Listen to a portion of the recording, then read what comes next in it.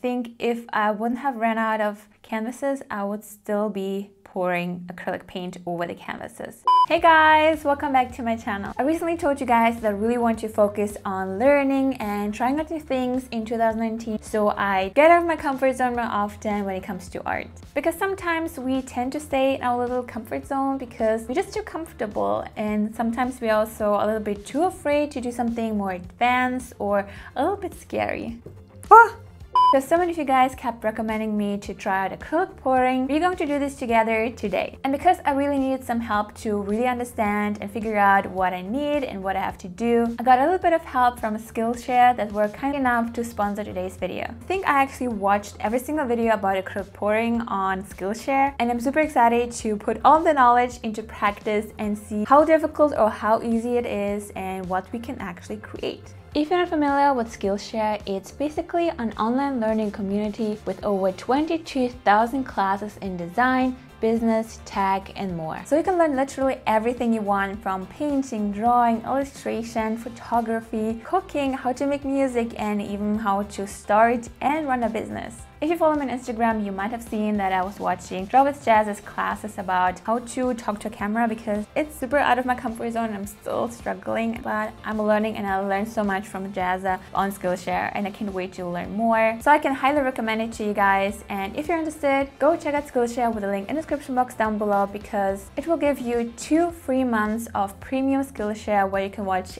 every course, every class you want for free. And then you can see if you like it or not. But this offer is only for the first 500 people, so you need to be a little bit quick. I will link all my favorite videos about acrylic pouring that I've watched on Skillshare, so you can check it out yourself and learn with me. Again, thank you so much to Skillshare for sponsoring today's video and for supporting this channel. I got all the things that I need following the tutorials I watched on Skillshare.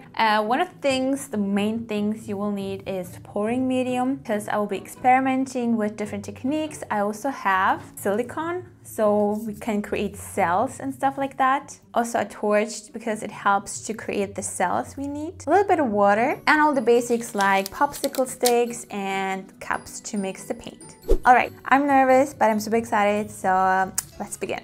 So in the tutorial she said we need 1 part of this acrylic pouring medium, and then we need paint. I will use this turquoise green, 40 of that, and mix this really well.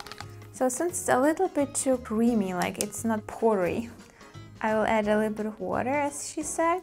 So it kind of needs to be liquid, but shouldn't be too liquid. I feel like this paint is just way too thick, that's why I need more of the liquid. And I think it also depends on what type of paint you're using, what type of acrylic pouring medium you use. So the recipe can be a little bit different.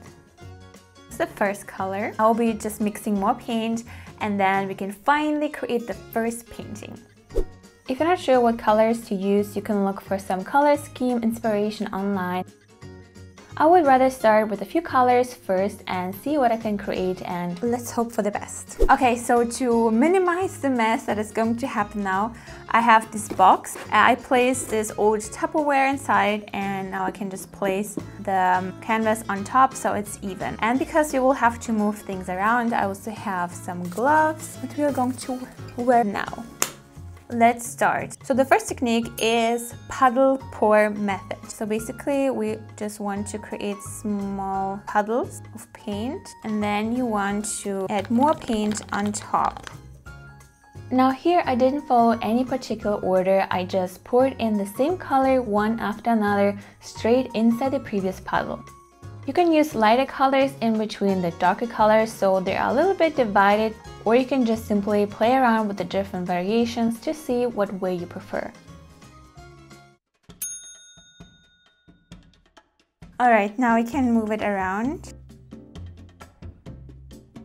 One of the things I realized later is that I used too little paint. That's why it was a little bit more difficult to spread out the paint all over the canvas. It looks funky.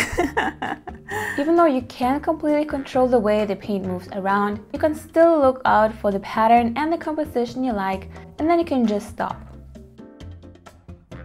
If you are stuck somewhere, you can just add a little bit of white paint to the edges.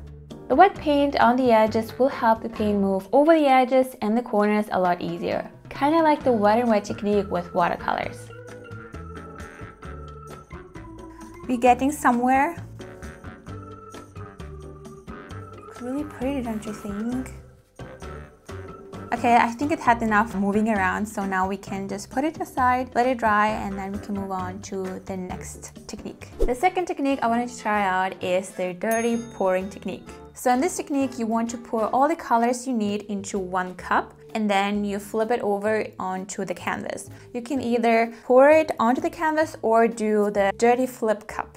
So here you want to start with the color you want to have on top. And also, let's add a little bit of silicone this time. So here I have the silicone for like mechanical stuff, but I think you can also use like hair products that has silicone inside. So what we need is, this even works. All right, now we need to spray the silicone thingy into the, add a little bit of silicone drops inside. All right, now we want to add everything into one cup. Let's start with white, because I want to have the white on top. And then you can pour in all the colors you want, one after another on top.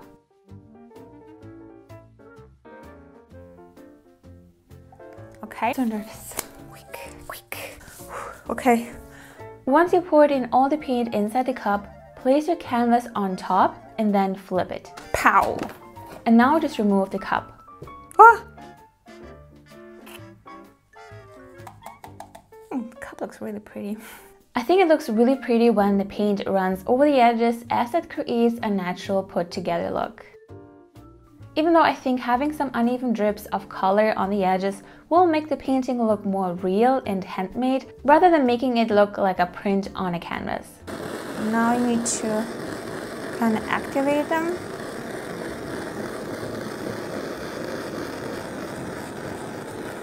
I really like how this turned out with the cells. There's a little bit of pink, a little bit of green, very earthy. And maybe this time we can create like something that looks more like the ocean. I still have some canvases left, so we can experiment the whole night. Let's test out more. The next technique I want to try out is the swipe method. And this time we will try to recreate an ocean. Now we need a lot more paint, so I already have a little bit more white. Now we just need a little bit more of blue. So I will just use this green and mix a little bit of blue inside and see how that goes. Alright, so now we just need our trusty box and a new canvas, and then we can start testing out. I'm super excited. We start with the lightest blue, the darker blue,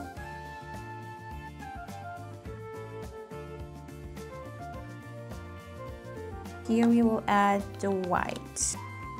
You can use spatula thingy. We'll try paper towel method. You just swipe it like that. I hope this works. I'll use a bigger towel. Okay, wish me luck.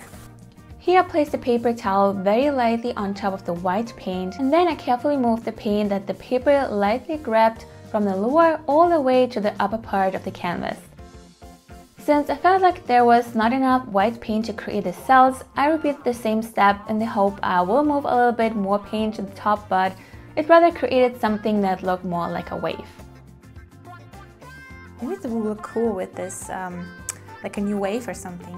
Alright, now we need the torch. And with the torch we'll create beautiful waves. Now here the silicone created the pattern only very slowly, so I was not sure if I did something wrong. But as it turned out, I just needed to be a little bit more patient and just give the paint and the silicone just a little bit more time. It's actually so cool. The longer I look at it, the more I like it.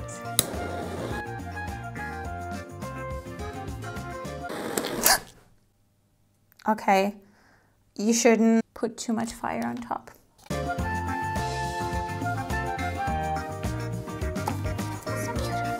It's beautiful. Okay, I think that's enough. What else could we make next? Now, since we played around a little bit with the different techniques, now I really want to be more bold with the colors I choose and really see what I can create with all the techniques I just tried out. Now for my next painting, I'm going to use a purple, a gold color, a pink, a red and white. And I will only add the silicone into the colors. And what I just discovered is that in my spray, you can spray it like that, but you can also use this thing. So what I did, I took a small bottle and then just spray this inside. So now we just need to mix it together and then we can do the magic. After I discovered how to actually use the silicone spray, I think I went overboard with the amount of silicone I added, so I got way too overexcited and completely forgot that the type of pouring medium I used said that if you use too much of this oil, the paint can crack. Oh my god, it looks so pretty.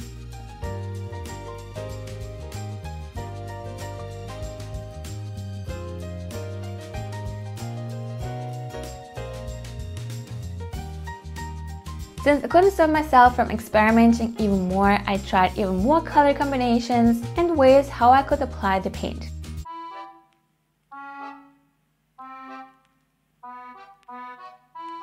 Really fun to just play around with paint and you don't really know what will happen. So this is really fun to train yourself to let go and just have fun.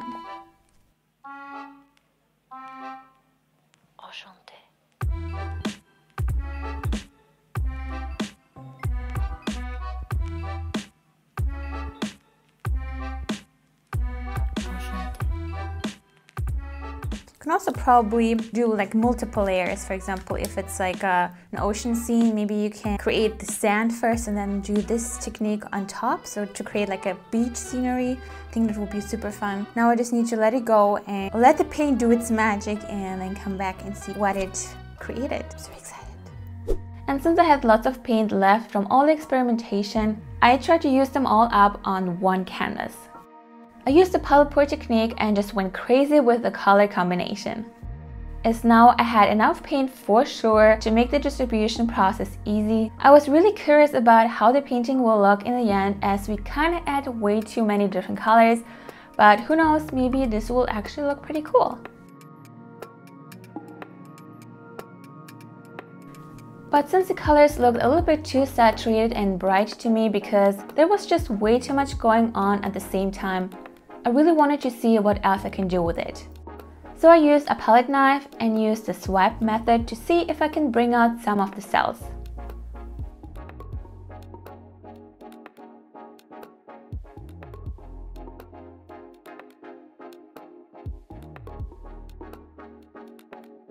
I feel adventurous right now. And I also added a little bit of white on top so I can mute the colors because they were way too vibrant for my liking. As you can see, there are so many options, and depending on which technique, which colors, and on when you stop playing around with the paint, you can get such cool color patterns.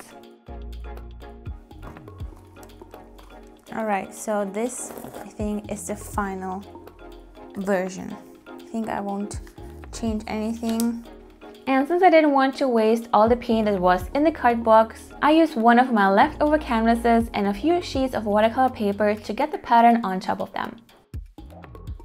And they actually turned out pretty cool. Okay, it's in the middle of the night and I had to stop myself. I think if I wouldn't have ran out of canvases, I would still be pouring acrylic paint over the canvases. Even though I still think I have some in the basement. But anyway, we have a lot of paintings that we created today. We just need to wait until they're dry, and I'm super excited because I think I already know what's my favorite. So see you in a bit. Alright, so it's been 2 days and the paint has finally dried. And this is what happened. Cracks on every painting where I use silicone. Obviously, you really shouldn't use silicone with this type of pouring medium, which kind of sucks because you are kind of limited to what you can do. The pouring medium stated that the usage of too much silicone can cause cracks, but I didn't think I used that much. I guess you need to skip the silicone entirely if you want to use this type of pouring medium. I still really love how the paintings turn out, even though they have lots of cracks. Another issue were the air bubbles that I couldn't get rid of completely.